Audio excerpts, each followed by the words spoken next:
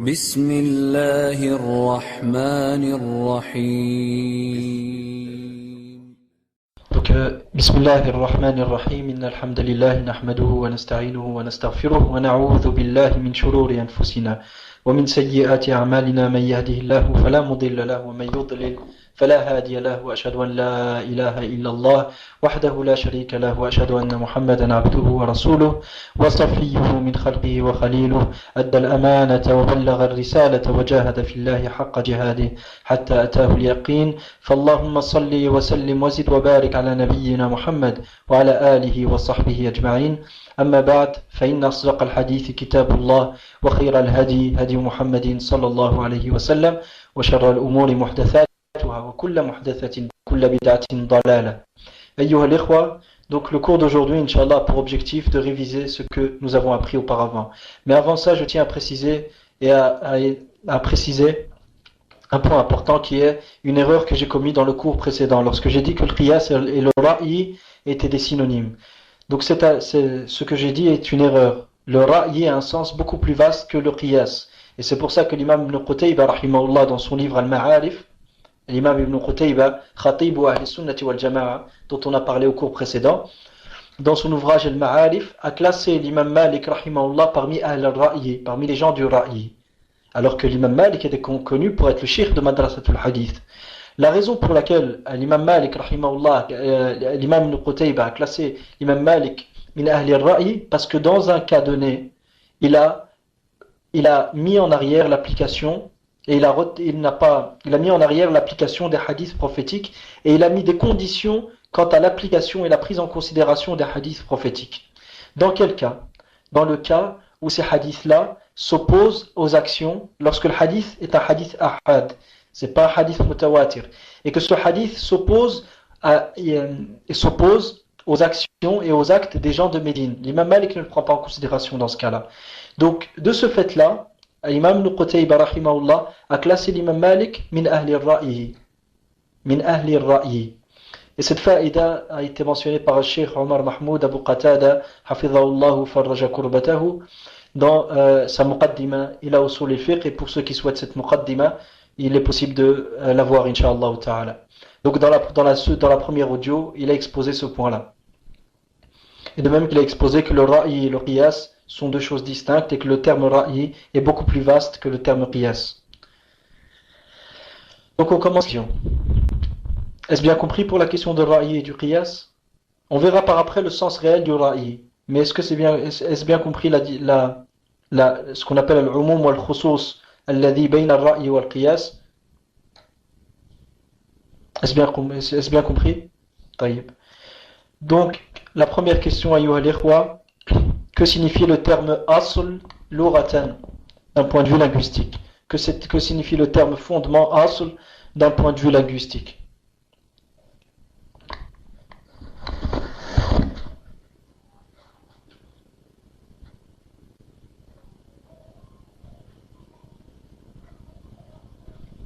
Que signifie le terme asl d'un point de vue linguistique? Ma ma'na al-asli lughatan, ou ma ma'na al-aslu lughatan wa yakunu al-aslu huna hikaya.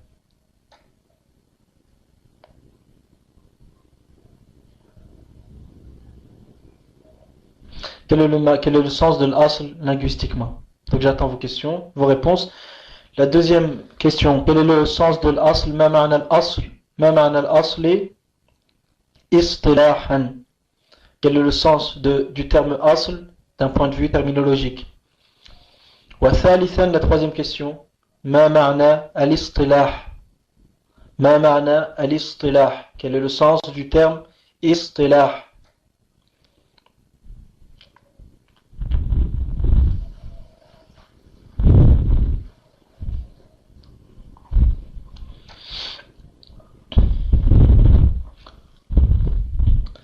Donc pour les rois qui n'ont pas eu le temps de réviser, essayez de faire c'est-à-dire de faire de votre mieux pour réviser, Inch'Allah ta'ala. Donc pour le premier cours, on va laisser passer, si jamais pour certains qui n'ont pas eu le temps, mais pour les prochains cours, je tiens à ce que vous soyez assidus quant à la révision. Sinon les cours n'ont aucun profit. Sinon les cours n'ont aucun profit. فالمذاكرة هي العلم. بالمذاكرة يحصل الإنسان على العلم. En révisant, la science elle vient, la science est acquise. وإنما العلم بالمذاكرة كما قال بعضهم. Et la science est obtenue par les révisions. Les révisions sont peut-être plus importantes que le cours auquel tu assistes. Et sans ces révisions-là, le cours ne te sera nullement utile. Et je vous donne un conseil, Inch'Allah. Lorsque vous souhaitez assister à un cours, comment tu dois faire? Imagine-toi que tu dois... Et que ce chapitre-là, tu l'as déjà. Par exemple, tu fais le sharh d'un livre. Tu lis le sharh toi-même chez toi. Quand tu viens, tu assistes au cours et tu écoutes le sharh le sharh du shir, si vous assistez, si Allah Azza wa Jalla vous facilite d'apprendre l'ilm avec un shir. Troisièmement, tu le lis à nouveau. Et بهذه الطريقة إن شاء الله تعالى يضمن لك تحصيل العلم. Par ce moyen, Inch'Allah ta'ala, tu acquériras la science. Donc j'attends la réponse à vos questions. La réponse aux questions. Quel est le sens de l'asl, l'uratan? Quel est le sens de l'asl, istilahan? Et quel est le sens de l'istilah? Pour les frères qui ne peuvent pas répondre, qui le disent directement, Inch'Allah, pour qu'on puisse passer à une autre question.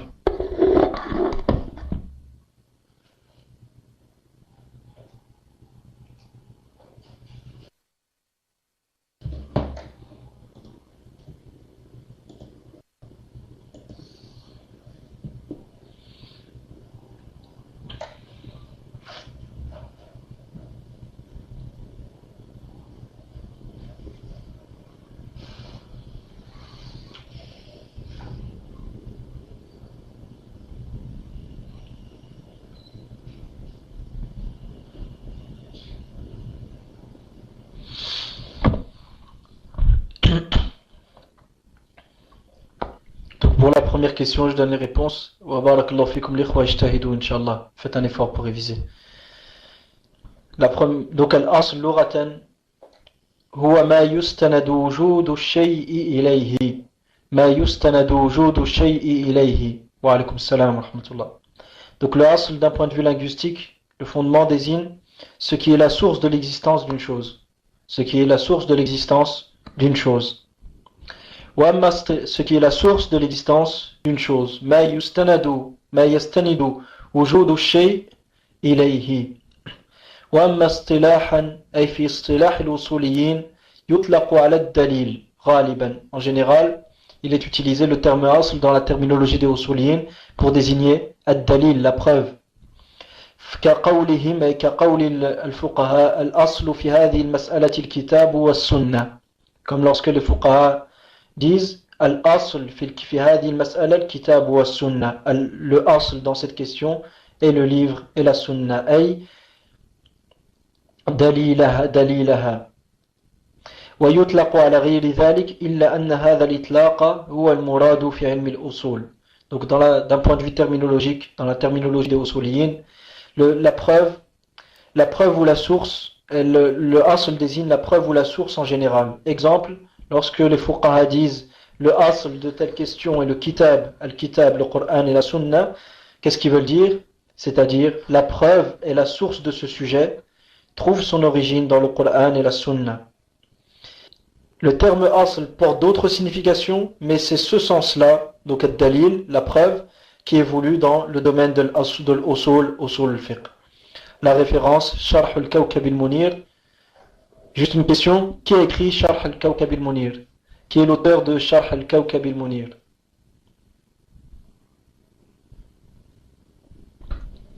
Qui est l'auteur de Sharh al-Kawkab al-Munir?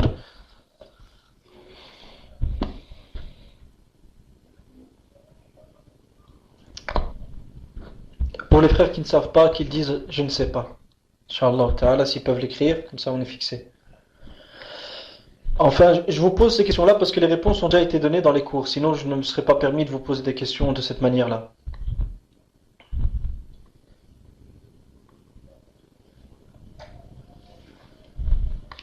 De qui est Sharh Kawkab al-Munir? Sharh al-Kawkab al-Munir.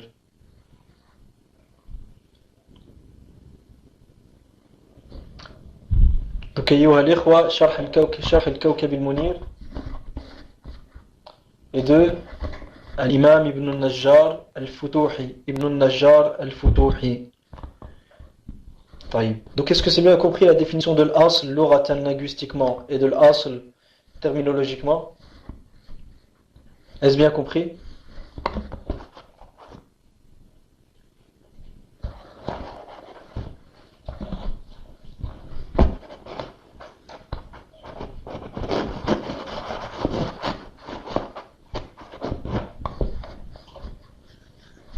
Donc, le asl, l'oratan signifie هو ما يستند وجود الشيء إليه أو ما يستند وجود الشيء إليه. Les références al-Misbah al-Munir.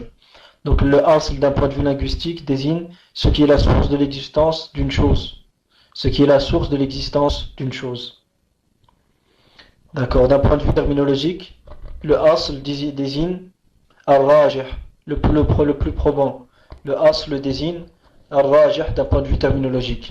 Et c'est la définition qui est la plus commune à ce terme-là. Et lorsqu'on parle de usul al-fiqh, le terme asl signifie ar-rajih, le plus probant.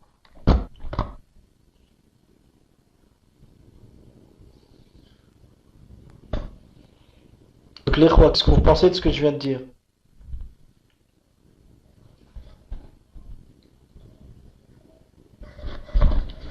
Est-ce que le asl d'un point de vue terminologique le désigne هل الأصل في اصطلاح الأصوليين يطلق هل الإطلاق الغالب للأصل في اصطلاح الأصوليين للراجح أم لا؟ Est-ce juste?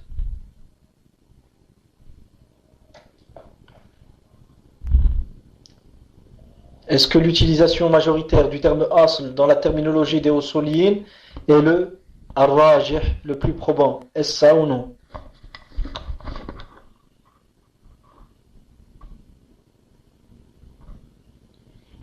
Donc chez les usuliyin, il s'agit du dalil. Donc ce que j'ai dit auparavant était erroné. Donc barakallahu fikum l'ikhwa, soyez attentifs, et quand je me trompe, vous dites ce que tu viens de dire n'est pas juste. Wa barakallahu fikum, soyez attentifs. Le but de lorsque je fais ça, c'est pour que vous restiez attentifs pendant le cours.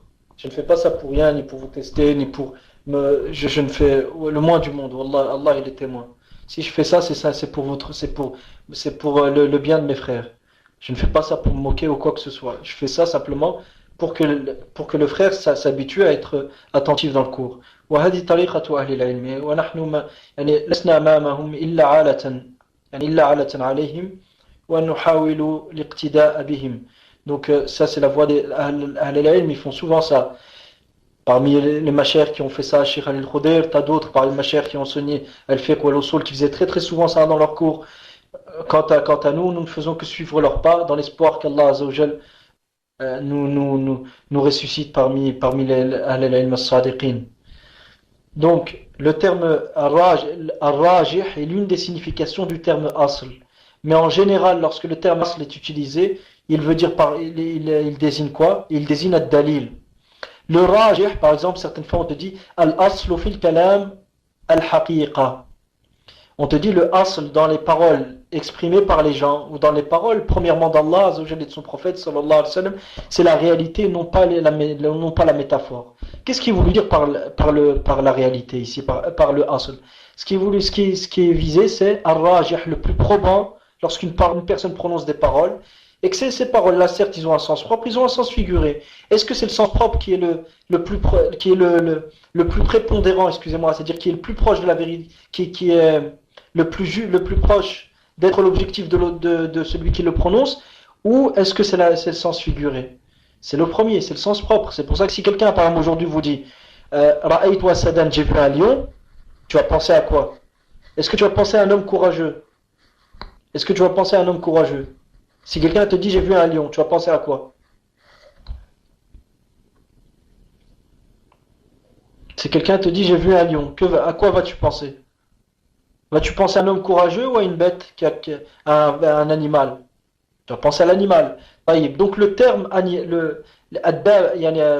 al-asad dans son sens propre, Est-ce que c'est ça le plus probant, le plus prépondérant, c'est-à-dire al-rajih lorsqu'on utilise le terme asad, ou c'est un homme courageux, ou c'est l'homme courageux? C'est quoi le plus prépondérant? Al-rajih min al-ma'nayayn. Des deux significations, quelle est la plus prépondérante? Ma huwa al-rajih? C'est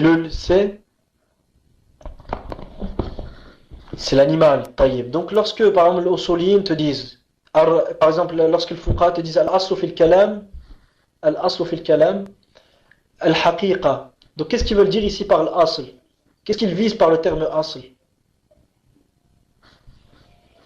Qu'est-ce qu'ils visent par le terme asl?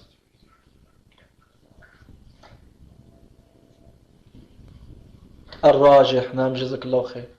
Voilà. Non, pas l'origine. L'origine, ça c'est autre chose.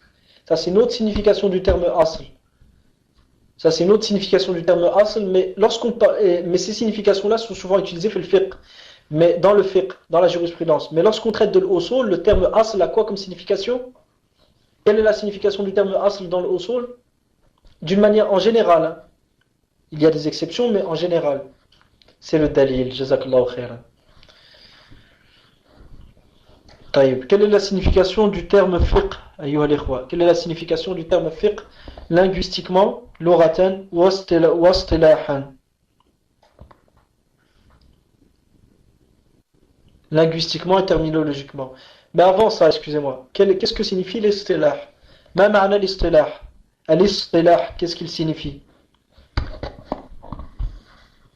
طيب أخي عبد الكريم بارك الله فيك. Le terme fiqh signifie linguistiquement la compréhension. Signifie al-fahm. D'accord. Et on a dit aussi qu'il pouvait être utilisé pas pour.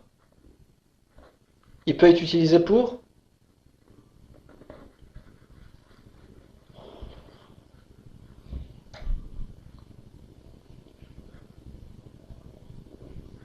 Le terme fiqh peut être utilisé aussi pour al-ilm, la science. D'accord. Mais si on utilise le terme fiqh pour l'ilm, est-ce que je l'aurais défini selon sa réalité ou selon son fruit? Si je te dis le fiqh, c'est l'ilm. Taïb. Est-ce que je l'aurais défini selon sa réalité, c'est-à-dire selon sa haqiqa, son sens réel, ou est-ce que je l'aurais défini selon son résultat et ce à quoi il en advient? Et son fruit.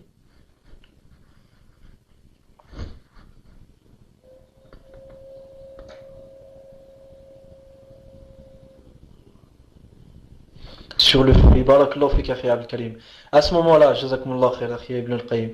Donc, lorsqu'on dit que, par exemple, l'imam Ibn Manzour, rahimahullah, dit que yutlaqu ala al-ilm, que le terme fiqh est utilisé pour l'ilm, ici, le Cheikh Abu Omar Mahmoud, hafidhahullah, dit, cette définition-là est une définition selon la thamara, selon le fruit, selon la thamara et non pas selon la haqiqa. Parce que la science, c'est quoi, haqiqatan? C'est le fahm, la compréhension. Et le fahm t'emmène à quoi? T'emmène vers quoi? Lorsque tu comprends les choses convenablement, et la religion convenablement, ça te mène à quoi? Ça te mène à quoi? Le fahm, à quoi te mène-t-il la compréhension? À la science. Donc lorsqu'on dit que le fiqh c'est le fahm, on a raccourci en fait directement, et on a défini le fiqh selon son résultat et sa conséquence et son fruit. Wa jazakumullahu khairan. Maintenant, l'ikhwa, qu'est-ce que signifie l'istilah? Et qu'est-ce que signifie l'istilah? Et qu'est-ce qu'a dit l'imam Ibn Juma'a? Qu'est-ce qu'a dit l'imam Ibn Juma'a, rahimahullah ta'ala, sur l'istilah? Comment on le définit? On dit l'istilah al-fuqaha, istilah al-muhadithin, istilah al-nuhat. Qu'est-ce que ça signifie? Quel est le sens du terme istilah ici?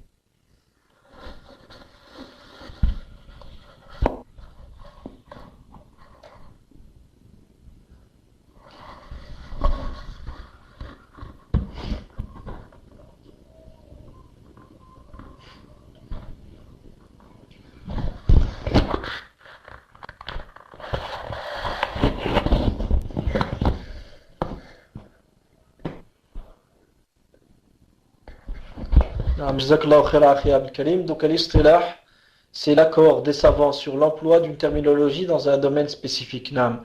هو اتفاق طائفة ما على شيء ما. هو اتفاق طائفة ما على شيء ما.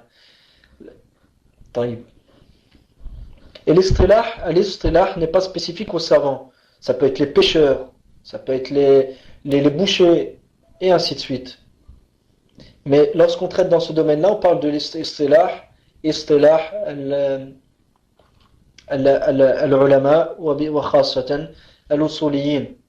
Lorsqu'on est dans le domaine de l'usul. Taïb. Que signifie le terme fiqh? Que signifie le terme fiqh fi istilah al-fuqaha? Dans la terminologie, dans l'istilah, que signifie le terme fiqh? Ou d'une autre manière, qu'est-ce que le fiqh? Je ne parle pas du contenu du fiqh, je parle du fiqh. Quand est-ce qu'on nomme quelqu'un comme étant quelqu'un de faqih? Là, ça, on ne l'a pas encore vu. Quand est-ce qu'on a quelqu'un de faqih? Ça, on va le citer juste après, Inch'Allah. Mais la définition de fiqh, nous l'avions donnée. Compréhension d'ahkam et sharia à travers leurs sources analytiques.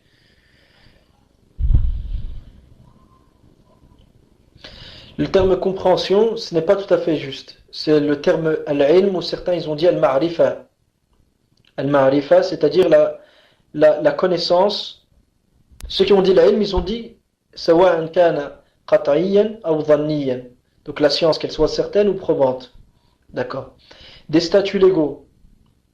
Des ahkam shar'iyya. D'accord. Pratique, ça tu l'as pas mentionné. Pour quelle raison on dit pratique? Pour quelle raison spécifie-t-on que le fiqh est exclusivement voué à la connaissance des ahkam shar'iyya pratiques? Pourquoi dit-on ça? Pourquoi on restreint la définition aux ahkam shar'iyya pratiques?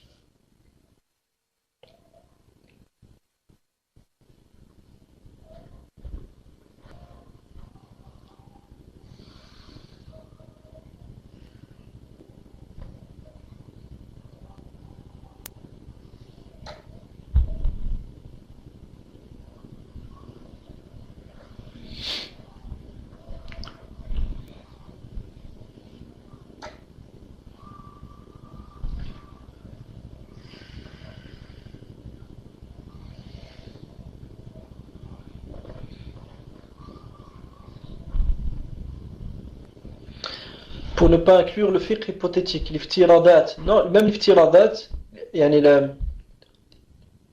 même l'iftiradat, les hypothèses, dans ce cas-là, ça rentre toujours dans le fiqh, parce que c'est toujours lié aux actes pratiques. Ce n'est pas pour exclure, justement, ce n'est pas pour exclure le fiqh hypothétique.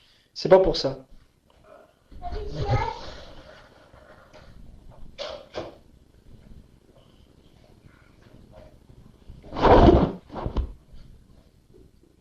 C'est pour exclure autre chose. Qu'est-ce que c'est?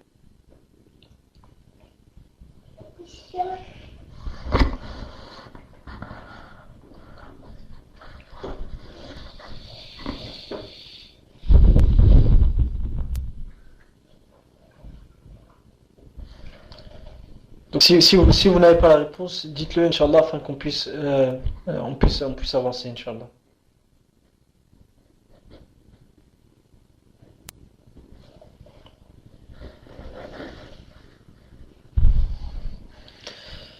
Donc, lorsqu'on dit les actes pratiques, l'ahkam shar'iyya, al-amaliyya, les statuts légaux pratiques, c'est pour exclure les statuts légaux dogmatiques. L'ahkam shar'iyya, al-aqadiyya.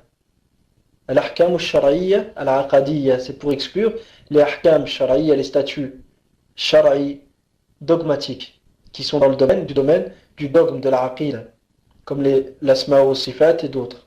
Donc ça rentre pas dans le fiqh, dans le sens qu'on lui a donné comme étant une connaissance d'ahkam shar'iyya pratique.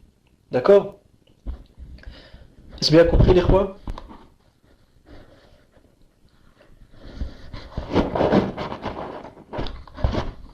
Taïb. Lorsqu'on dit l'ahkam shar'iyya, pour quelle raison a-t-on à qualifier ces ahkam de shar'iyya, de légal? Pour quelle raison? On a qualifié ces statuts de légaux. Quel est le but exact?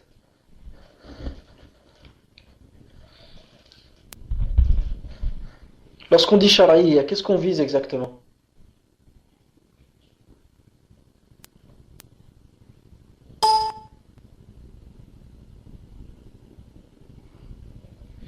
Voilà, Akhi Ibn al-Qayyim, barakallahu fik. C'est en affiliation à la législation d'Allah Ta'ala. C'est justement pour l'affilier et pour montrer que ces ahkam sont puisés de la sharia et trouvent leur source dans la sharia. Naam. L'Akhi Karim dit le fait qu'ils aient été établis par le législateur. Naam. Donc c'est ils trouvent leur source où? Dans la législation de notre législateur qui est Allah Azza wa Jal. Est-ce bien compris? Donc ils se trouvent leur source dans la législation et dans la sharia. C'est pour ça qu'on les appelle ahkam shar'iyya. Taïb ayyuha al-ikhwa. Donc ayyuha al-ikhwa, barakallahu fikum, qu'est-ce qu'un hukm? Qu'est-ce qu'un hukm linguistiquement? Qu'est-ce qu'un hukm linguistiquement? Le terme hukm, lughatan, que signifie-t-il?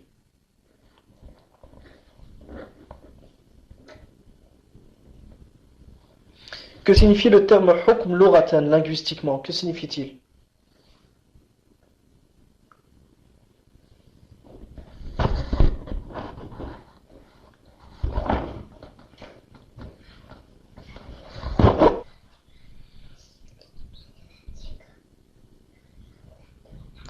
Al-istimsak, je ne sais pas, je ne connais pas cette définition-là.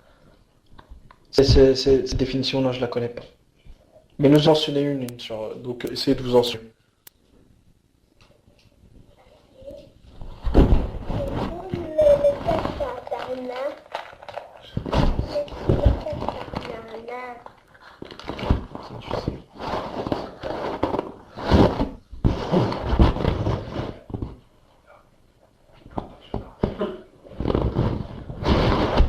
Donc le jugement est une traduction où peut-être que tu vises par le jugement al-qada.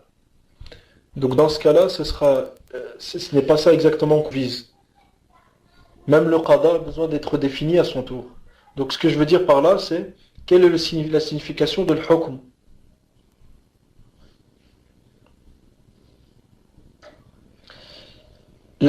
Donc ayyuha al-ikhwa, la signification de l'hukm lughatan huwa al-mana'. C'est l'abstention, c'est l'empêchement. C'est pour ça que tu dis hakamtu inana farasi. Hakamtu inana farasi. Les rênes de ma monture, je les ai hakamtuhum. Qu'est-ce que ça veut dire? C'est-à-dire j'ai empêché ma monture en tenant les rênes de celle-ci. Je l'ai empêché de faire ce qu'elle voulait, c'est moi qui en ai le contrôle. Donc hakama bima'na mana'a. Donc le terme hukm linguistiquement signifie al-mana'. Maintenant, le hukm dans le sens des usuliyin, que signifie-t-il? Dans fistilah l'usuliyin, on l'avait donné auparavant, huwa ithbatu amrin li akhar, ou nafyuhu anhu. Huwa ithbatu amrin li akhar, ou nafyuhu anhu, ou kama qalu. Donc c'est d'affirmer une chose vis-à-vis d'une autre, ou de la nier, ou de rejeter cette chose, et de faire la négation de cette chose-là vis-à-vis de l'autre. Par exemple, je vous dis, Abdul Karim qa'imun. Abdul Karim qa'imun. Abdul Karim est debout. Est-ce que c'est un hukm? Est-ce que c'est un hukm? Pour quelle raison est-ce un hukm?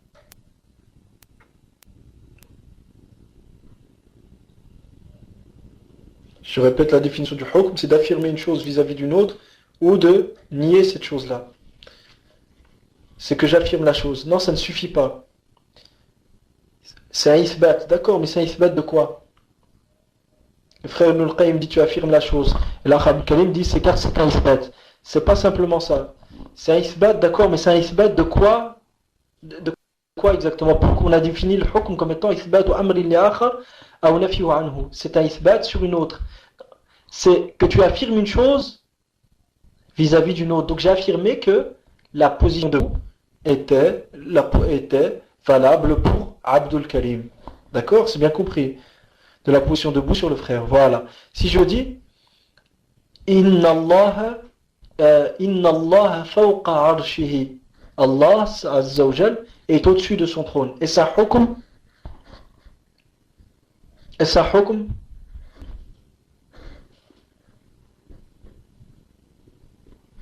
pour quelle raison est sa hukm?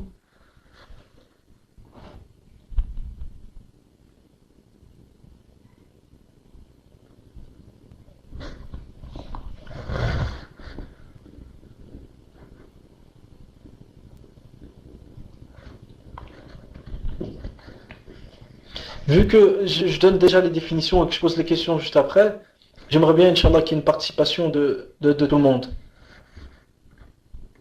Car c'est l'affirmation d'une chose sur Allah, vis-à-vis d'Allah Azza wa Jal. Naam. Donc, barakallahu fik, akhi Abdul Karim.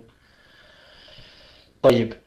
Pour quelle raison le jugement du juge, ce que établit le juge comme jugement, comme qada, a été nommé hukm? Pour quelle raison? Pour quelle raison? Parce que justement, لأنه يمنع من حكم غيره.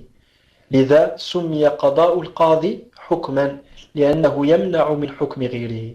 Pour quelle raison le jugement du juge a été qualifié de hukm? Car le terme hukm linguistiquement signifie al-mana', d'empêcher. Donc, d'où le fait de qualifier ce que établit le juge comme jugement de hukm. Pour quelle raison? Car il empêche le jugement d'un autre. Il empêche le jugement de qui que ce soit. À partir du moment où il a établi ce hukm-là, nul ne peut remettre en cause son jugement. À moins que ce soit un autre juge et ainsi de suite. Mais parmi les gens qui sont en dessous de lui dans l'échelle, nul ne peut le remettre en cause. Est-ce bien compris? Donc simplement, on va revenir sur la définition de l'fiqh. Donc c'est la connaissance, l'ilmu bil ahkam ash-shar'iyyah al-amaliyah al-muktasab ay al-ilm al-muktasab min adillatiha at-tafsiliyah. Donc la connaissance certaine ou probante des statuts légaux. Donc on a vu c'est quoi l'ahkam shar'iyya? C'est des ahkam qui sont puisés, donc des affirmations, des négations qui concernent l'être responsable, qui puisent leur source dans la sharia et qui sont pratiques ces ahkam, donc qui sont liés au cadre des adorations, les ibadat, ou au cadre des mu'amalat, du comportement, que ce soit les transactions, que ce soit les transactions financières ou le relationnel, que ce soit le relationnel familial ou le relationnel commercial, que le relationnel international ou celui entre le gouvernant et le gouverné. Donc le fiqh désigne la connaissance certaine ou probante des statuts légaux pratiques. Cette connaissance est tirée et basée et est obtenue à travers des preuves détaillées, vers les preuves détaillées, qui représentent les sources de notre législation. Juste pour terminer, ayyuha al-ikhwa, qu'est-ce que le dalil tafsili? Qu'est-ce qu'une preuve détaillée? Qu'est-ce qu'un dalil tafsili? Qu'est-ce qu'une preuve détaillée?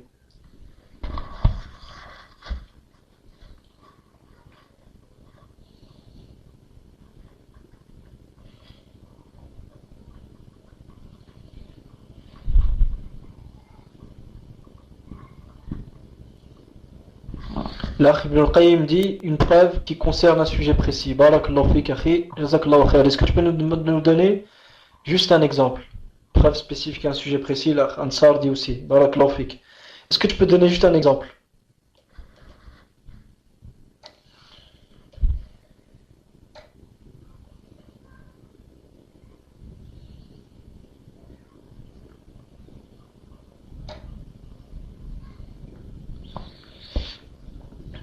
Naam, jazakallahu khair. Donc l'interdiction de se rapprocher de zina, qui est le verset wala taqrabu zina. Donc ce verset est un dalil tafsili, d'accord. Ce n'est pas l'interdiction en soi qui est un dalil tafsili, non. C'est le verset en soi. C'est le verset qui est un dalil tafsili. L'interdiction est un hukm shar'i. D'accord? Vous avez bien vu la distinction entre les deux. L'interdiction que l'on déduit de ce verset, de se rapprocher de zina, est un hukm shar'i. Mais quand au dalil tafsili, c'est le verset en soi. Est-ce bien compris, les rois?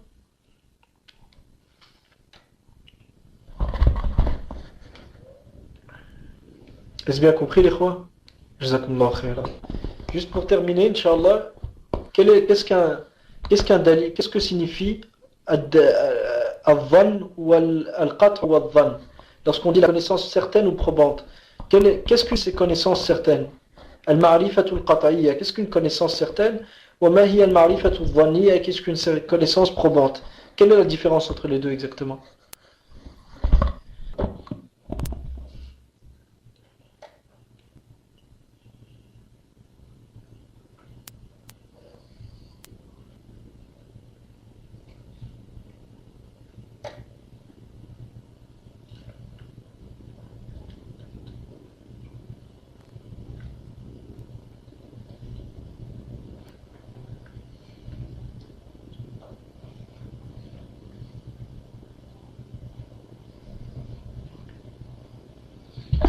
Là, Abdul Karim dit sur le plan de la riwaya ou de l'affirmation. Le plan de la riwaya, ça on en parlera par après, Inch'Allah, lorsque on arrivera au texte ahad et au texte mutawatir, et le texte qui est certain, le texte qui est probant dans son affirmation. Je parle en général d'une connaissance. Qu'est-ce qu'une connaissance qui est certaine et qu'est-ce qu'une connaissance qui est dhanniya? C'est quoi la différence entre les deux? Je te pose une question par exemple. Lorsque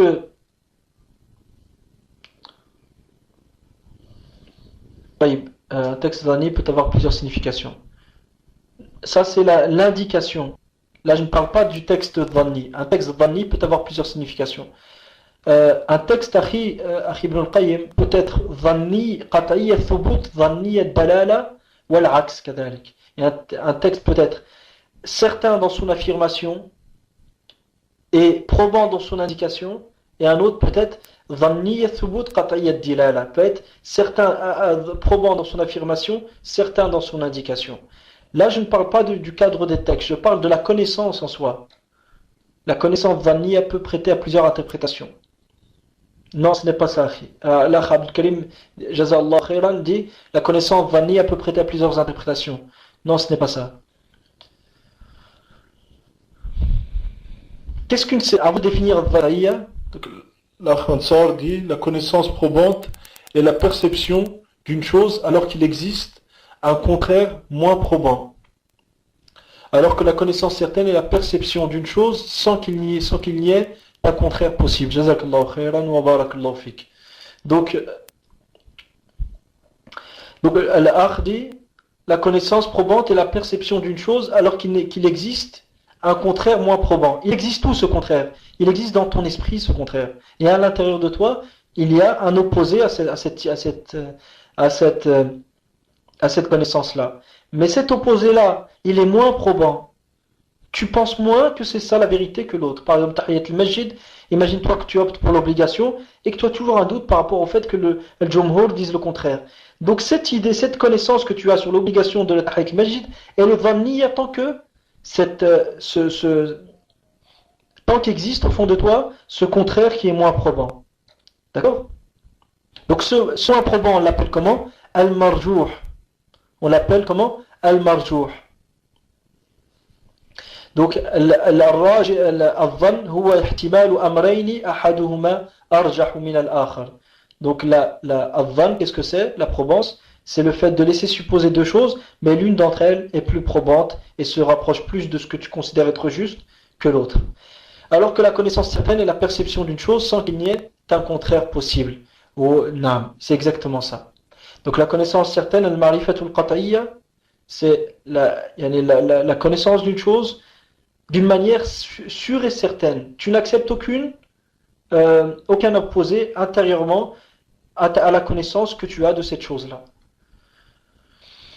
Wa barak lakum l'ikhwa, et Inch'Allah ta'ala, je vous dis pour vendredi pour le prochain cours, et jazakumullahu khairan, ijtahidu fil muraja'a wa fil mudhakara, et essayez de faire même une rencontre mercredi ou jeudi entre vous, Inch'Allah, pour réviser de ces points-là. L'un de vous pose des questions et les répondre, et vous faites 2 questions chacun. Si vous êtes au nombre de 6, alhamdulillah, vous allez arriver, vous allez bien avancer, Inch'Allah, au nombre de 5 ou de 4, même 2. Walillahi alhamd. Donc, wa barak fikum l'ikhwa, et pour le prochain cours, Inch'Allah, pour la deuxième étape de Usul Fiqh, Cheikh al-Sunnah Jama'a, et il faudra qu'on discute pour les autres cours dont on avait parlé, qui sont l'explication, le Sharh Hijah Hajati Sa'il, de Cheikh Ahmed ibn Hamoud al-Khalidi, fakallahu asrah, et une série audio sur, Inch'Allah, Tarbiyat al-Nufus, l'éducation de connaître les réalités de son cœur, comment éduquer cette nefs qui est difficile à gérer.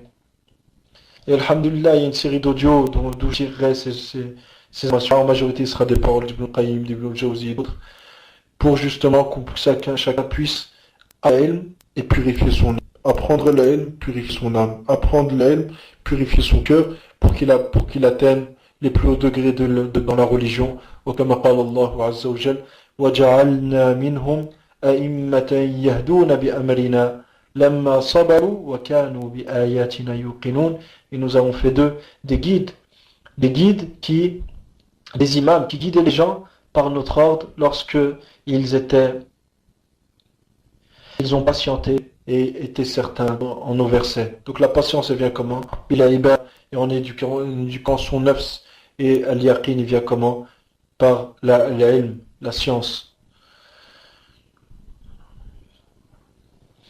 Pour le frère Abdul Karim dit pour le sharh de Najah Hajatus Sa'il, on reprendra là où on avait laissé auparavant ou dès le début. Je ne sais pas, Inch'Allah, on va voir. On va essayer de voir, soit on va continuer là où on avait laissé, soit je pense que pour que chacun ait à nouveau envie d'apprendre, pour que le himma revienne, on va continuer peut-être, on va reprendre là où on avait laissé, et on reprendra après dès le début, Inch'Allah. Parce que si on reprend dès le début, chacun peut se dire encore je vais recommencer ces choses-là, peut-être que bien qu'elles soient plus qu'importantes, mais nafs tamil aussi. L'âme aussi est amenée à se lasser. Wa barakallahu fikum wallahu a'lam. وصلى الله عز وجل ينفعني وإياكم بالعلم النافع وسأله تبارك وتعالى يطهر قلوبنا من النفاق وأعمالنا من الرياء وألسنتنا من الكذب ربنا آت نفوسنا تقواها وزكيها أنت خير من زكاها أنت وليها ومولاها وصل اللهم على نبينا محمد وعلى آله وصحبه أجمعين والحمد لله رب العالمين.